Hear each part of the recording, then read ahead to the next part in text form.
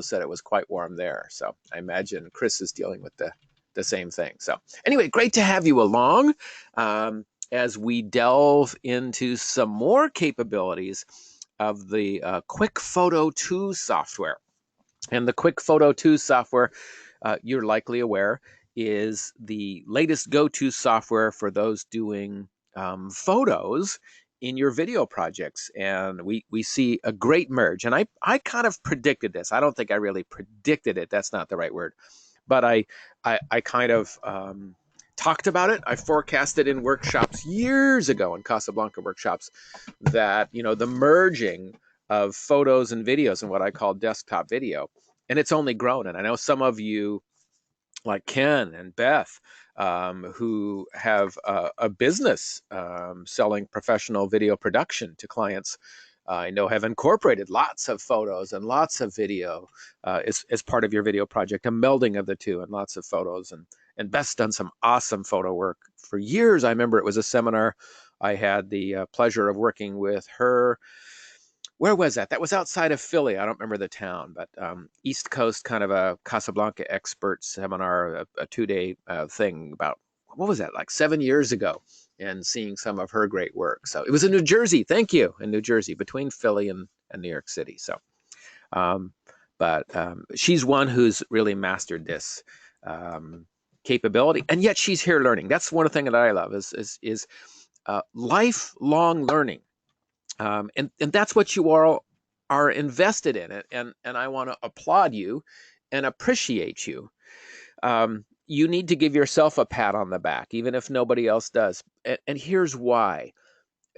Many of you online, I know, have been working with Casablanca and working with video for years and are very proficient at it. And yet you're here learning still. So I say you're at the edge of that envelope. You're someone who continues to want to learn, continues to want to better themselves. And I won't go off because I want to save time for the actual lesson. But applause to you. And I think embracing that lifelong learning new stuff, learning how to do something more, better, efficient, creative, whatever it is good for you. It's good for your health. It's good for your clients, et cetera, et cetera, et cetera. So, all right, Chet. So stop your yabbering. Oh, good. Beth says you've got a nice clear screen today. Well, what I've done, is actually, rather than showing a webcam, I'm actually hosting the webinar live on my Casablanca 4 Studio Pro, and so you're seeing the screen rather than seeing a webcam pointing at the screen. You're actually seeing the Bogart display. Now, I should say I'm on Bogart 10. I'm running Bogart 10. I don't have the latest update yet. I did get word that there is a new update. I don't know if it's publicly released, but maybe I shouldn't say anything about that. I do also know that there's a new picture-in-picture program soon to launch in North America. I believe it's already launched in PAL. Is that right, Peter? Chris, you're aware? Have you seen any mention about the new Pip Studio 3? I think one of you indicated that you already have it. And I'll be getting that and be probably doing the next members webinar on that program. It's supposed to be really powerful, but I'll put it nicely and say one would benefit from a good deal of instruction, meaning there's some deal of complexity with it. So. And speaking of photo montages, collages, Ken says he just did 4 funeral video slideshows. So it definitely is a craft that people are willing to pay for. So, Peter. Okay, Peter did say yes. There is that new. He's got that new Pip Studio, and they're on 10.1. And I guess that is released now over here in NTSC as well. So, all right, on with the program. So, if you joined us, the last members webinar, I did kind of an introduction, not kind of, it was an introduction to Quick Photo 2. So we're not going to go back to that. We're going to kind of pick up where we left off and go into camera moves, into specifically dabbling and dealing with the animation using Quick Photo 2. And if you're like, well, wait a minute, Chad, I didn't attend the Quick Photo 2 intro. I didn't see it, or I forgot it, or whatever. Well, I apologize that you missed that. it is available now for viewing in the members' resources. So on the follow-up email you'll get for this program, which will probably go out tomorrow morning within 24 hours, I'll include the link there in case you want to view that or review that, and then bone up on your learning on the basics of QuickPhoto 2. Okay. All right. Now, as if questions arise during the session, and again, I hope they're pertinent to the topic at hand, because I always tell people I'm really rusty on thermonuclear physics. So, why is this sky blue and stuff like that?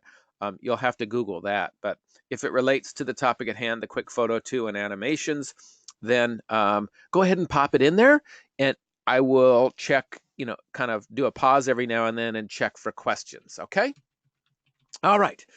The program is being recorded, by the way, and will be available for reviewing at your leisure. I always like saying that. I sound so continental. Peter and Chris are probably laughing at me or rolling their eyes, or one of the two. That's okay. My son does that too. All right. So let me click this button here.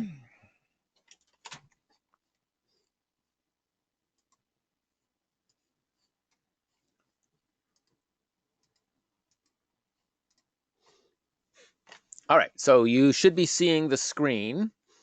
And again, I'm running version 10.0A, and I understand 10.1 has been released, at least in PAL, and soon to be released in NTSC, if not already. So I come to the edit menu here, and I'm going to go ahead and launch the QuickPhoto 2 software.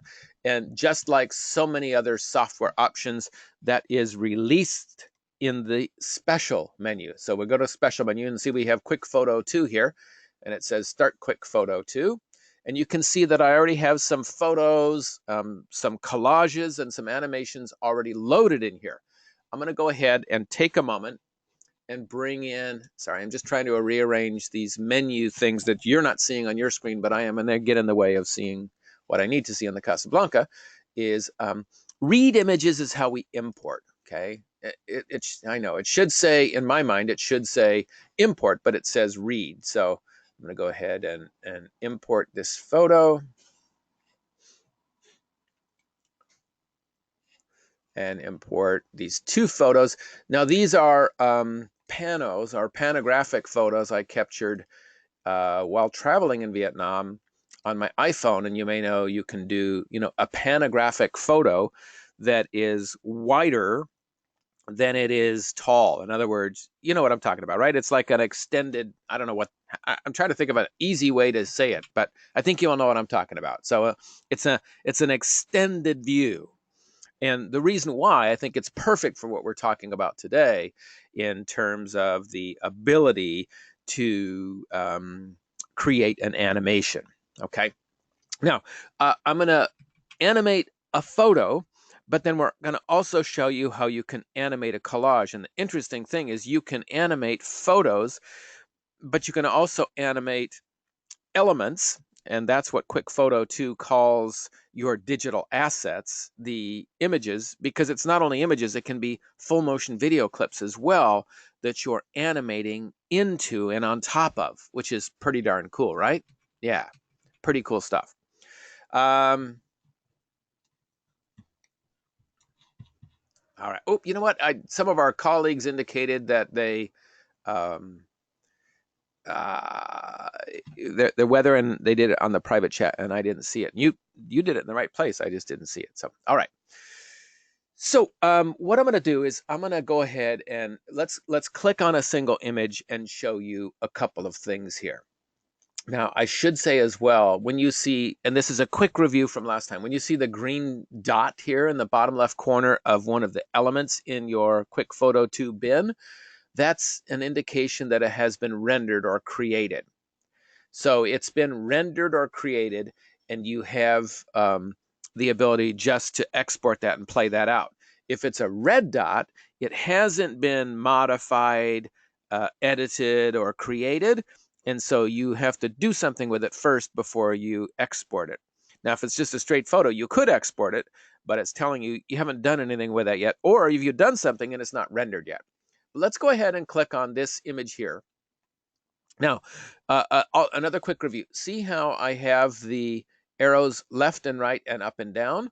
What that's telling me, just like you see the arrows down here, up and down, left and right, that tells you that that element, I'm going to say image, photo, that we're going to start using the word element, that element has greater resolution horizontally and vertically than your project. So this project is 1920 by 1080. You see when I hover over, it tells me the size of that photo is 4032 by 3024, meaning that photo has more resolution, more pixels, more possibilities than your base project. Again, the base project is at a full HD, which is 1920 by 1080. I have the ability with that photo to zoom in, to zoom left and right, because there are more pixels than the photo itself. If you had imported an element, an image that was 1920 by 1080, it would not have those up and down, left and right arrows on it. It would say, that's the same resolution as your project. And that's a quick way of seeing it and going, okay, I can't zoom in or zoom out or pan left or pan right or tilt up or down without affecting the resolution, the quality, the look, because there's only as many pixels. The resolution matches the project resolution. Okay, sort of makes sense? All right. So what I'm going to do is I'm going to go ahead and we'll click on this one first. All right. So I'm going to click on this. So I'm using the wrong clicker. I've got two computers running, so apologies if I kind of lose my place and you're thinking, what is he doing? It's so simple, Chet. Well, it is simple, but okay. So you see that I've selected this photo and it's turned lighter. And what I'm going to do is I'm going to come up here in the menu. And as I hover over, it says create new camera drive. Now, the camera drive is the ability to animate, the ability to what a lot of folks called pan and scan. I don't like that name. I don't like it. I'm sorry. Pan and tilt, that works because that's video, right? But pan and scan, I know a lot of folks have been using it for years. I just have this aversion to it. It just I'll get over it maybe. So let's go ahead and click the camera move, and by default it sets this up. Now it's got one anchor point, and the one anchor point is this here. So it allows us, what I can do, by default, it sets this up. So we're going to do one anchor point on this photo. We can still animate, but it's not the same animation because there's no animation path.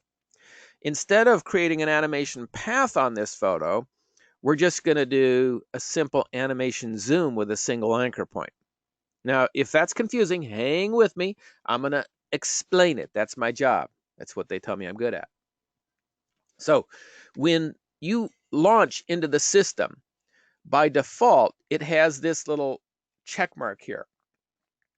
Check mark or tick mark. That means it's not going to zoom.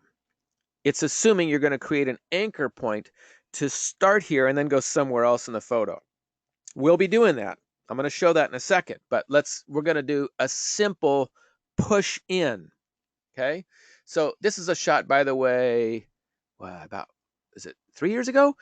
This is inside the main temple of Angkor Wat in Cambodia. On the left is our wonderful guide in the peach shirt, my wife on the right, and in the distance, in the background, is my son.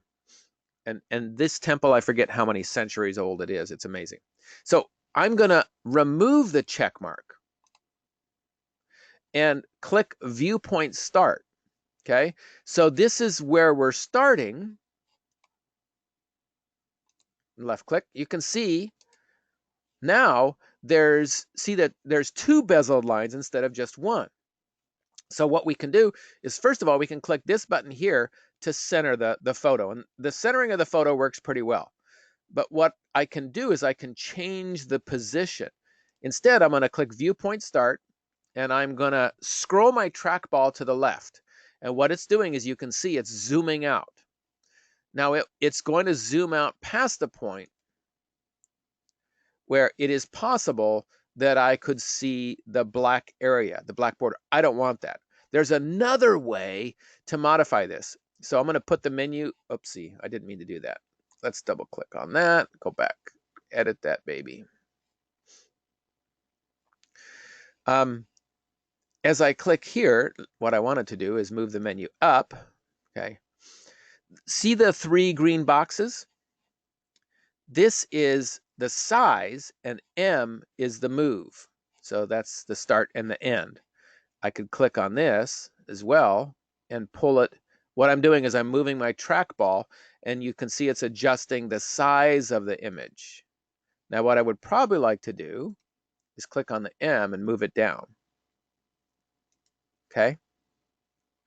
So you can see the outer bezel is the start and the inner bezel is the finish. So when I click this little preview button, it'll show you a preview of what that looks like.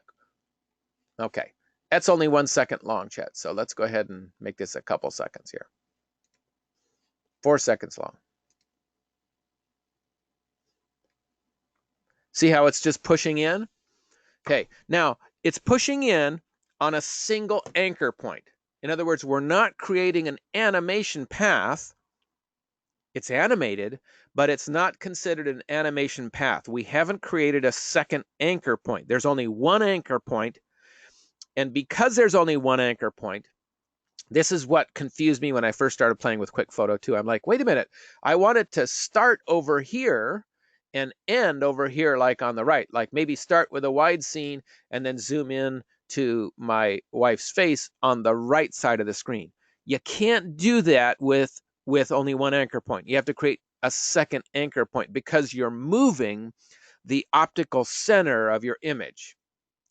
This one anchor point only allows you to zoom in without moving where the camera is on the screen, left, right, up, and down.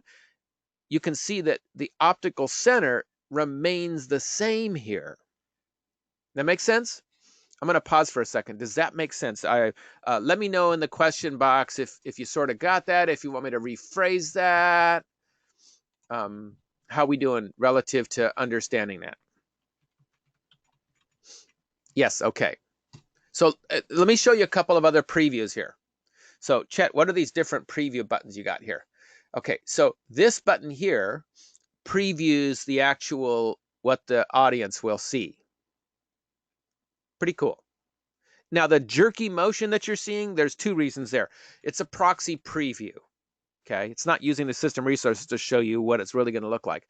Secondly, you're seeing it over the internet. So, okay. Now, the next button here, the overview preview is cool. It shows you the box, how the box moves. See, so the box represents the camera. So it's actually a little bit smoother because it doesn't actually have to render each frame. Again, I'll show you that. So you get a sense of where it's moving. That's cool, right? Now, this will only show you a specific anchor point. Now, it's showing us everything because, again, we only have one anchor point. When we do multiple anchor points and multiple paths in a few minutes, that's going to make more sense. This button right here, by the way, will render it. The program, because we're dealing with a high-resolution image, photo element, you can see it's going to take a while to render this baby out. There is no batch rendering either. Well, you can't. There is a way you can kind of trick it and do some batch rendering, but you can get a sense. I started with a really high-resolution image. You can get a sense that this is a very smooth program. Glad you're with us, Chris. Sorry about the PC problems. We all deal with those for sure. I'm going to go ahead and cancel that because you don't have to see what I'm talking about. Okay, so that's a single camera move. No additional anchor points. And again, to create that, you have to click the remove the tick mark or check mark here. Then you can do viewpoint start and viewpoint end. Again, so this is the viewpoint start, right? Right click, chat. Here's the viewpoint end, showing you what the audience will see at the end after it's pushed into the frame. The other option here, this shows you viewpoint start, and you can move left and right, up and down, and move. If you move the trackball, it will actually zoom in and zoom out. Okay, so that's that. And this again goes to optical center in the frame. Make sense? All right. So let's now go and then create an animation path with two anchor points moving across an image. So a true pan across an image. Now, to do that, what I'm going to do is I'm going to come up here, and this button over here, okay, this button here will take me back. But actually, let me show you this guy here. Let's go back here. So you see I still have that photo selected. Okay. What I can do, and this is pretty cool, I can click on Quick Assistance and go to Saved Animations. So I can go to camera drives, because that's what we were just working on, a camera drive. Okay. And if we had multiple camera drives, okay, where'd it go? So here are, this comes with your software right out of the gate. Right out of the gate, this comes with your software. So center to wide. So I can go load, okay, quick photo to center to wide.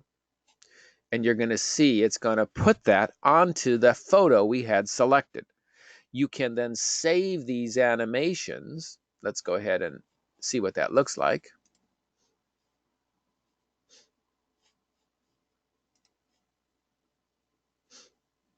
Just exactly what we did, right? So there's left to right. There's a variety of different camera moves that you can archive and save, which is a really, really cool. And here actually is that template, right? So that's what I did. Okay. If I do, let's just show. Well, this is now getting into animation paths, and I don't want to do that yet, because we're going to show you how to do that manually, and then we'll show you how to do it the other way. So I'm going to click on this photo here. And you can see the size is way big, 12,238 pixels by 3628. So much longer or wider than it is tall. So what, 4 times as wide as it is tall. So this gives us some really nice room to play with in terms of the animation, the camera moves. So let's do this guy here. So we're going to say, yeah, create the camera move. Now I'm going to go ahead now and move this to the left.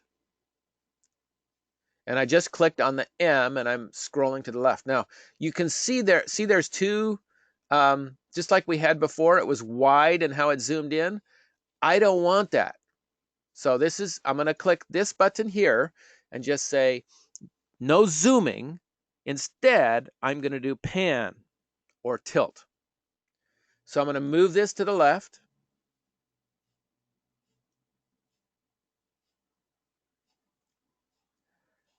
Okay. And there's two ways to change the size. I could click on viewpoint start.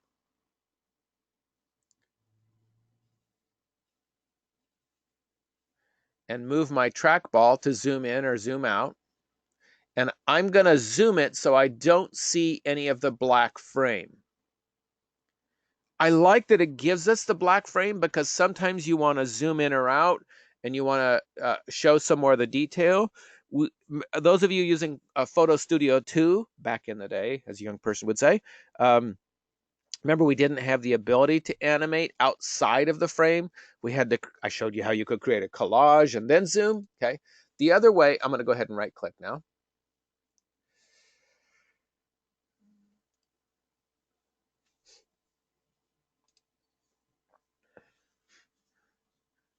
Is, again, we could click, let me move this out of the way. Didn't mean to do that. Instead, click on this guy, click on edit camera moves, open it up. Perfect. Okay. So if I move this out of the way and click on size, I can just click on the little box and reduce the size so it's only going to show the photo itself. See, but then I have to then come back here and click on viewpoint start and roll it down a little bit. because I don't want to see the portion on the top. And it's not being very responsive. So let's click size. Smaller than the photo, please. And then what I can do is click the M and scroll to the left here.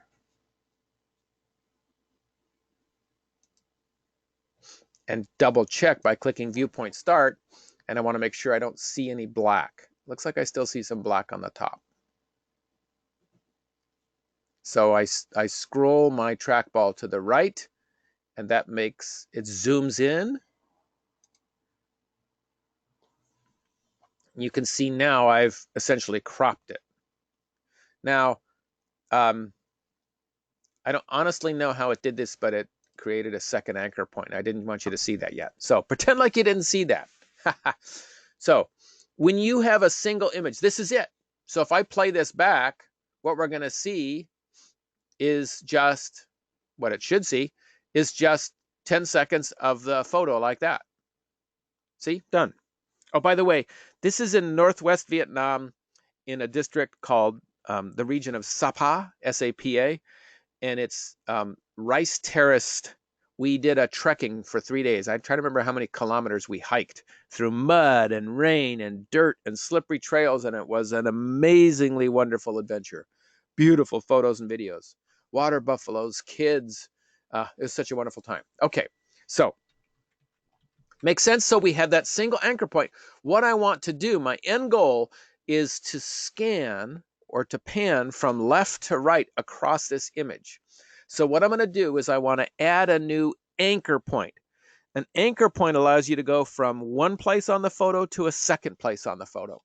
And you can see in the upper, on the menu, see the menu here? On the left side, this little star up here, this little star says new anchor point. Correct. Panning across without zooming the image. That's right, Beth. Thank you. Just so I'm clear.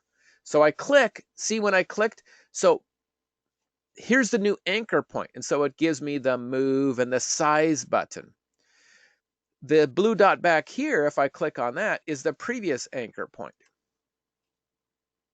Okay. And I accidentally moved it. I don't want to move it yet. We want to start way over here. I think maybe I'll just keep us in the frame over here. Now, you can also move through the anchor points up here. In the upper left corner of the Quick Photo 2 menu, it's showing there's anchor point 2, here's anchor point 1.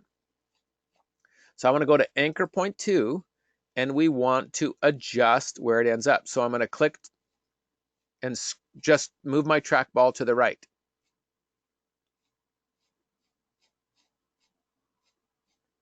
So it's at the end of the frame. Now, I can choose to do it so it's all the way, so we're out of the frame, which might be interesting. So what I'm going to also do, I think, is I'm going to reduce the size. So otherwise, my wife's arm is included in the shot, and that's going to be kind of weird, right? See my wife's arm at the left of the frame? So I'm going to actually zoom in.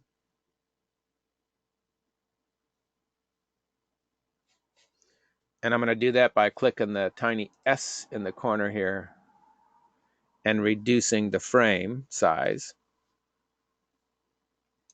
It's actually kind of... Now, when I click preview, you'll see what it's going to look like.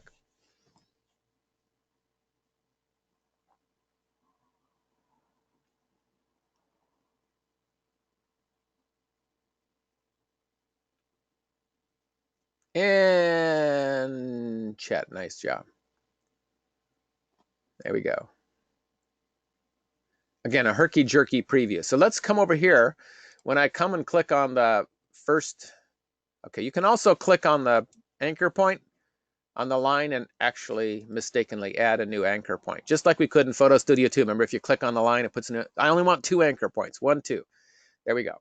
So the reason it just hung there for a while is, see the stand time? That's the amount of, I'll call it pause time. I only want it to pause. Let's have it pause for about 3 seconds before it actually goes, okay? Now it should do a pause for about 3 seconds. 1001, 1002, 1003, and start to pan. Moves across the frame and zooms in a little bit. Now here's that other preview I told you about that's really cool. So this will show us, and it doesn't take as much rendering power, but you can see the frame moving across the scene. Isn't that cool? So it shows you where it's going as you're moving across. Now, I'm going to do something that's probably not very, the end product's not pretty, but you get to see like the process. So let's say I wanted to continue and wanted a third anchor point zooming in on our happy faces. So what I want to do is I want to add an anchor point, but I want it to add after the existing second anchor point. In other words, after the existing end point. How do we do that? Okay, so we have to go to the end point first. So I can either click on that blue dot here on the right, or I can say go to the end. That's what this button is, the end, and add a new anchor point. It says, okay, here's your anchor point. It's right here. And see the line, how the line starts on the left, goes across the scene and comes back. Those of you who use Photo Studio 2, those of you who use like Pip Studio 2, Pip Studio 2, you're very familiar with this kind of a look, right? Now I want that to zoom in on our faces. So I'm going to go ahead and click Viewpoint Start and scroll my trackball wheel to the right so it zooms in on our happy faces. And you can see Chet had a little bit too much rice while he was there, a little bit too much food. Okay, and let's scroll that down like this. Okay, and now when we roll that, it's going to show you what the animation path looks like. So it starts on the left, holds for 3 seconds, rolls across the frame, showing the beautiful scenery, and then to zoom in back on the individuals. Okay, and again, here's what it looks like. Kind of herky-jerky, but you see what the camera sees when you're doing this.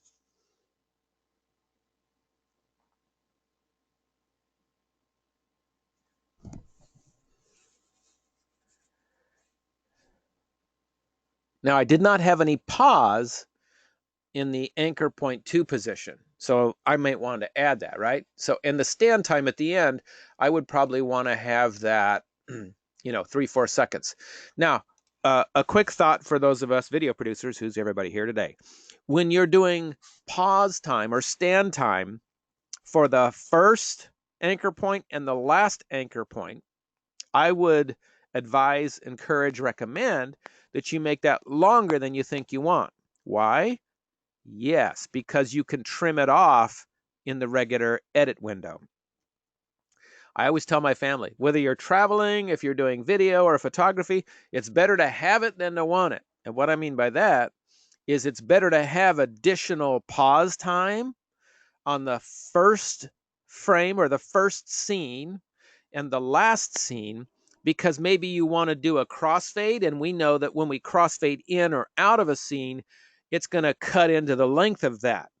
So if you have longer pause time, like make it 1 second longer or more, because you can always trim it off, right? You can always trim it off. Yes, that is absolutely correct, Beth. When you add the stand time, take a look at the duration in the upper right corner. See 18 seconds and 7 frames? I'm on the last animation point here. If I add additional stand time, watch what happens to the overall duration.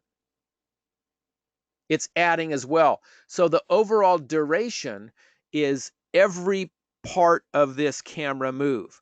The stand time on each of the 3 anchor points, the run time, which is the animation time between each point. So if I wanted this first, let me click back on the first one here. If I wanted to go even slower with this first pan across the scenery, I could click on runtime and make that longer. So maybe make it 6 seconds instead of 5 or 7 seconds, and you can see that it does add to the overall duration because it's a sum of all the elements of this picture. Now it's going to move much slower as it pans across the scenery from screen left to screen right. And especially if this is something you want the audience to really focus on, the grandeur of the background, I would let that go ahead and roll there. And now you see how it's holding there? It's holding at the end a long time before it got to the close-up of me and my wife, and it just almost stopped. And I would be, after I rendered that out, I would kick myself. I'd be like, oh, all that time spent, Chet, rendering and waiting for this. And it's almost unusable, especially if I'm going to transition from the end of that photo in my storyboard in the video, right? So make sure your stand time at the beginning and the end is longer than you think you want, because again, you can always trim off the in and the out. Now, that being said, be careful with the stand time on any middle intermediate. If you have 3 or more anchor points, which I do, right? 1, 2, he says, well, let's do it this way, right? 1, there we go. Okay, now it's working. 1, 2, 3. I have 3 anchor points. The middle one, the stand time, you want to be careful. That one really needs to be what you want it, because there's no easy way to trim that out.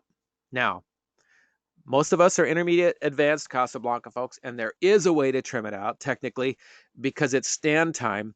I could split the scene once it gets inside my storyboard, create a still frame of the last frame of the first part of that video, but that's more work than any of us needs to do. I know some of you are following me on that. Okay, good. It's one of my favorite phrases. Impossible is a word found only in the dictionary of fools. So said Napoleon Bonaparte. Impossible is a word found only in the dictionary of fools. That's one of the reasons I love the Casablanca. There's so many ways to do things, and it's like, I never thought of that. That's one of my favorite phrases, by the way, as a teacher. I never thought of that. All right, sorry, I'm getting off. I'm getting off topic is what I should have said. Okay, that makes sense. Now, the acceleration and deceleration, I don't play with too much, but the acceleration is the speed at which it moves leaving the anchor point, and the deceleration is the speed at which it moves coming into that anchor point. So if you want it to move across and then slow down gradually, you can do that there. I don't use it much, but it's there. Okay. Now, let's go ahead and play with a collage and show you a similar experience on a collage. I'm going to pause though. Questions about what we just did here. If you want me to review something, or if something's unclear, if you have an extension of a question based on this particular scenario, you have one photo and you want to move across it. Chet, how do we do something? Oh, by the way, I didn't show you. I guess I did show you. This is the render, right? The render. The nice thing is, even if I exit this using that button, you saw me do that by mistake. Well, let's do it now. So this is the exit button. Oh no! All that work. It retains all the work we did within that, assuming there wasn't a lightning storm or something and it crashed. But so now I can just click on camera moves and go right back into it, and it's all still retained, which is really cool. Okay, excellent question. Thank you for asking that. Each added point, will it have its own start and end point? Okay. Now we're getting to some advanced stuff. Let's move into intermediate advanced. We already are in intermediate, but now we're moving to expert. So right now, because each of our anchor points have this button here. Remember this little check mark, this tick mark? This tick mark means one viewpoint for each anchor point. So anchor point 1 because this check mark is here, there's only one viewpoint. In other words, no, remember how we did the push in or the zoom in for the very first sequence? When you have this check mark or tick mark added, which by default should be there, there's one viewpoint. There's not multiple viewpoints on that anchor point. In other words, there's only one start and end point for each anchor point. But we're going to show you how to do it and have multiple. So I go to the second anchor point, and you can see the green M, meaning here's my second anchor point, and you can see the check mark or tick mark remains there. Let's go to the third anchor point, and we're going to do something a little even more creative, and this is the expert realm. I want to have a different start and end point. So what we'll do, the start point, it's going to be centered on my wife and I, on the two people in the center of the frame, but I'm going to start out wide. So I'm scrolling my trackball to the left, and I don't want to see any of the black frame around the photo. So let's zoom in a little bit here.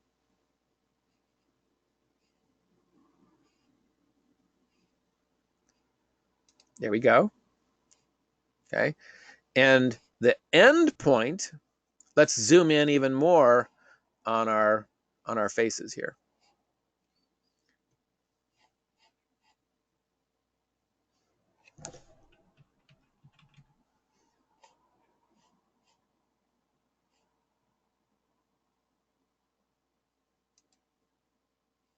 And right.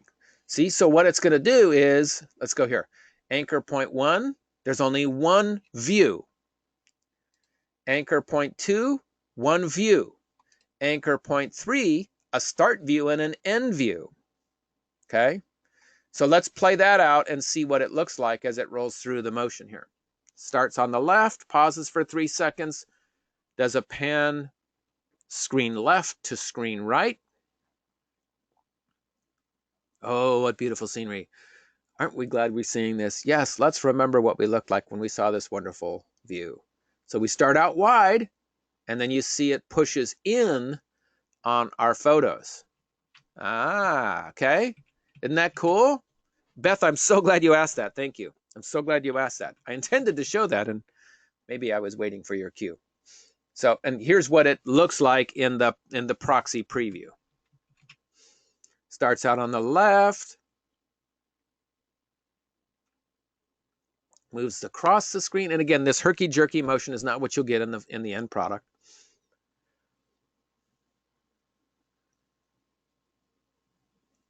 Moves back to the center, and then pushes in on the center of the frame. And then again, what I would want to do is have the additional stand time on the end of that.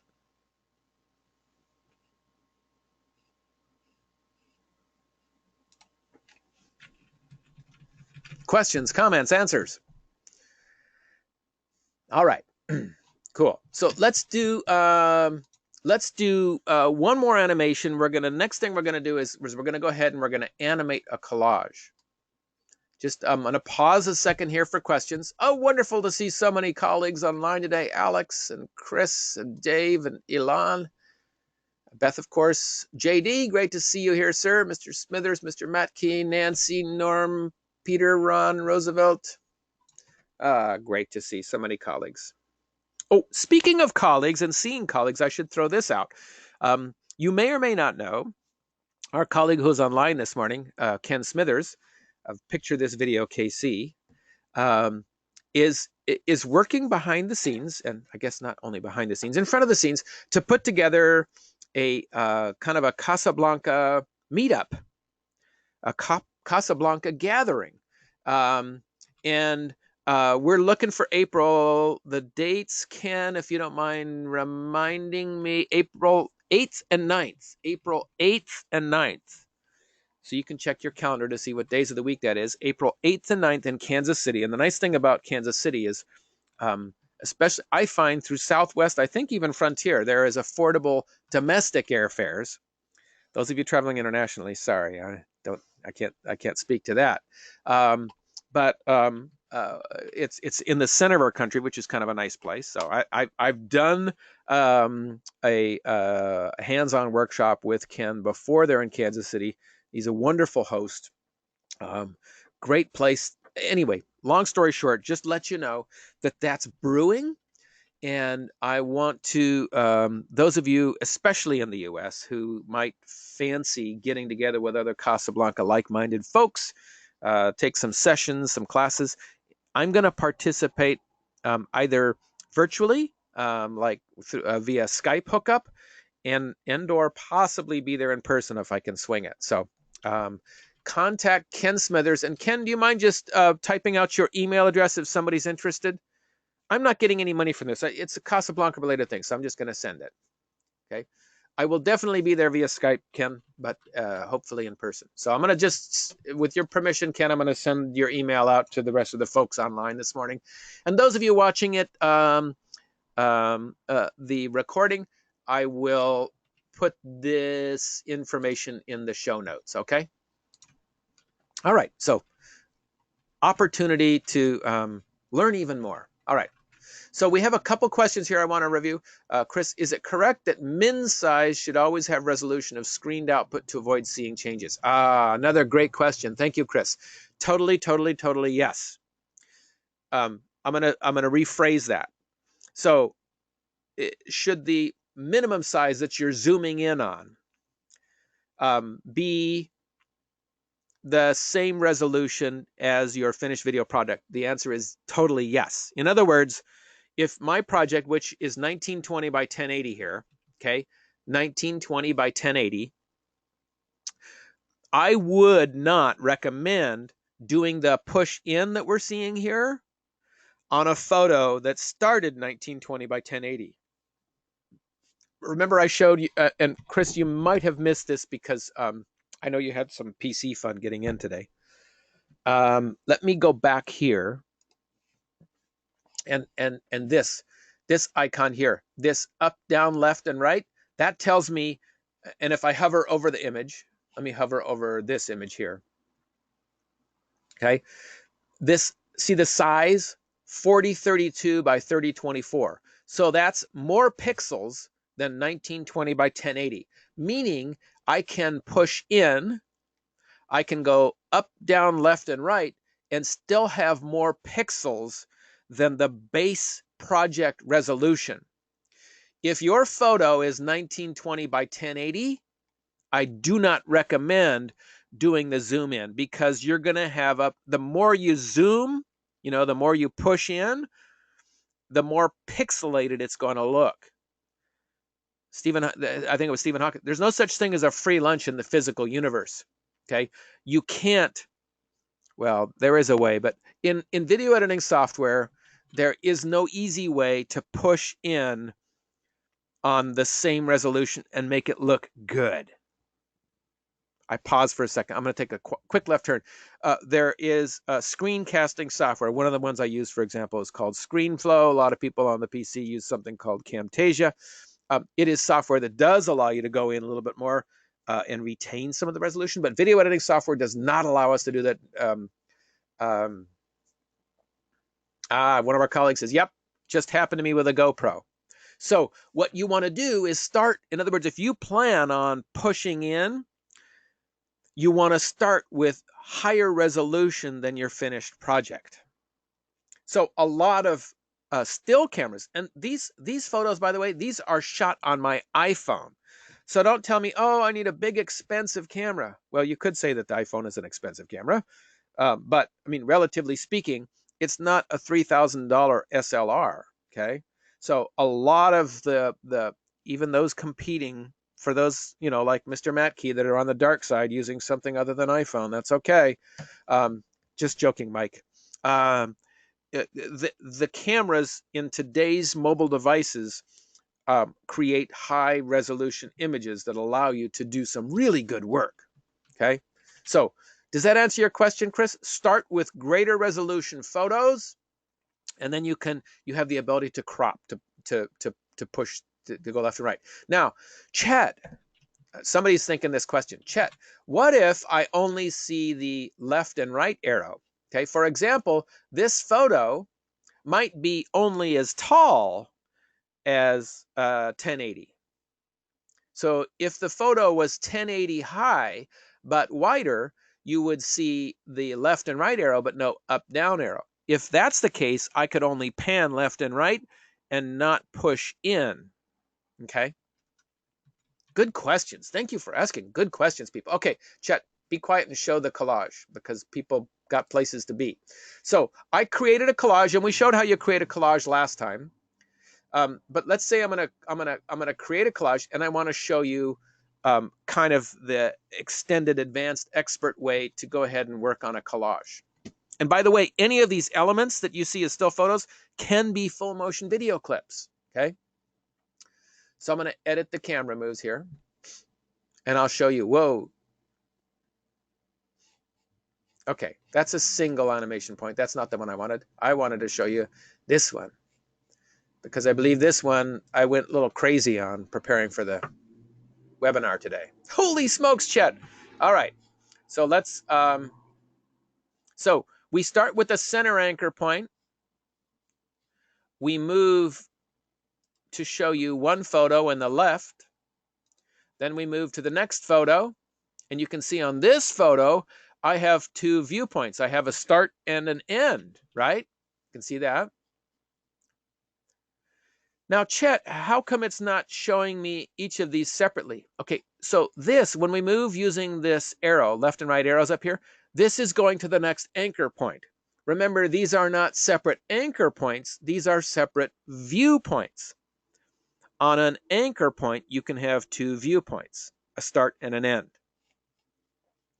And then let's move down here. Let's push this up to the corner. We move down to the photo in the bottom right corner. And again, I could very easily adjust the size by clicking on that and, you know, pushing in. If I didn't want any of the outside to be seen, I could just click on the photo itself, click on the M button to move it. It's a really cool lion statue, by the way, in this really beautiful sky. Threateningly dark sky. And then here's the very end. So here's what it looks like as we push through with the wireframe model. So it starts out with a wide shot, goes into the upper left corner, moves to the right hand side, and you're going to see it push in on the second viewpoint. Then it scrolls down to the left, down to the bottom photo, holds there, and then expands a little bit and moves out to the final photo. Now, Chet, what if we wanted to come back and end up showing the whole scene? Good question. I'm glad you asked. Well, nobody asked, but I'm sure somebody's thinking that. I'm going to add an additional anchor point by clicking on the star. And I'm going to say, go ahead and center that. And let's look what that looks like. Does it show the whole photo? No, it doesn't. So I scroll my trackball to the left. And now it shows me the finished piece. Now, what I was saying before is, let's say I just want to see from here out. That's what this button is for right here. So preview your animation just showing from this anchor point instead of it watch through the whole thing, because you can see we just added the last one. So it should be on the bottom left photo. Okay, see it's on the bottom left photo. And then it's going to push out to show the whole thing at the end. Okay.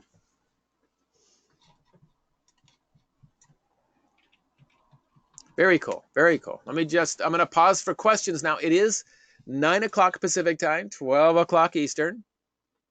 And I think, 5 p.m. GMT? Excuse me. Let's check the chat box here.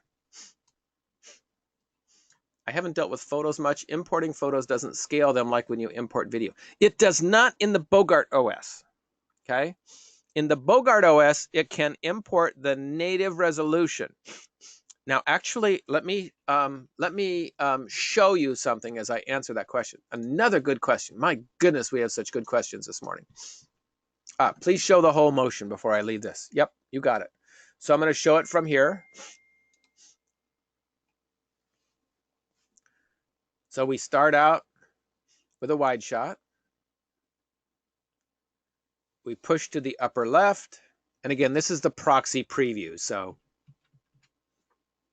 we come to the second photo on the right and we push in. Again, really herky-jerky. Down to the bottom right, now to the bottom left. And then back out to the center. And again, this is one where I would want to click on the last anchor point. Oopsie. Thank you. No, cancel that. Now, the nice way to go to the last, this is the first anchor point, and this, the far right arrow up here is the last anchor point, okay? The last anchor point, this is where I recommend you add the stand time.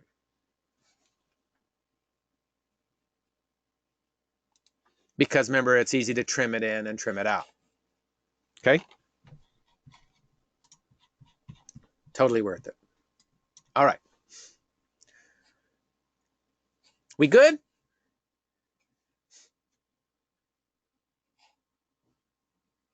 Let me show you this as well. Let's say for some example, I didn't want, after I created this animation path, I'm like, you know what? I don't really have to show this photo. So I can click on the anchor point, and that's what this button is for right here. The X, remove the anchor point. Okay, so it just takes that one anchor point out. This button down here removes the whole camera path. So we keep the collage and we just basically start over. Okay.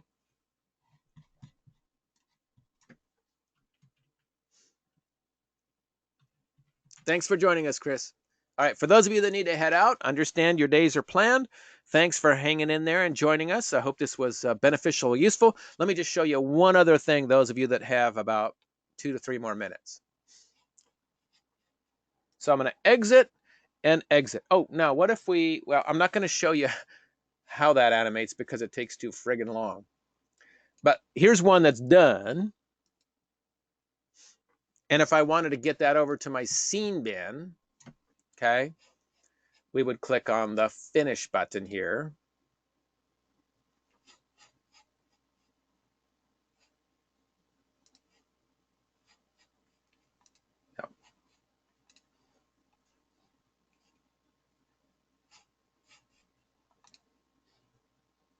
So this will show me a full screen preview. This is one I created in advance as it pans from left to right and also zooms in.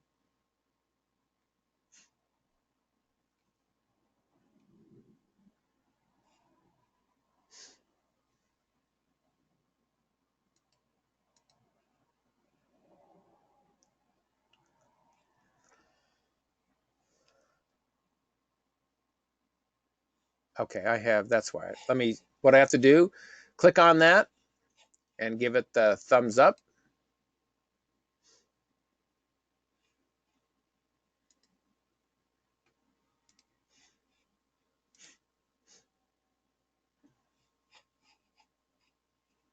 Add it to the storyboard, sure.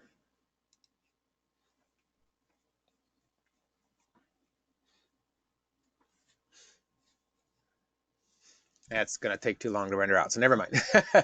All right, let me, this is the question that one of our colleagues had a moment ago. So as far as importing images, in the Bogart OS, when you import photos of higher resolution, okay, this is not the same as Smart Edit. Smart Edit does not allow importing into the scene bin a higher resolution photo. It modifies it so it goes down in resolution. So what I want to do is I'm going to come up to the import screen, and I do have my flash drive inserted. And let's see, I think I've got an image here. Those are the ones we already saw. So, okay, this image here. And when I click open, it shows me, wait a minute, Chet, this photo is 3238 by 2159. Okay, greater resolution than your project. I have a couple of options here. Okay, I want it to import with black borders. Okay, I do not want it to import and cut or crop it. If I do that, okay, it is going to pull it up.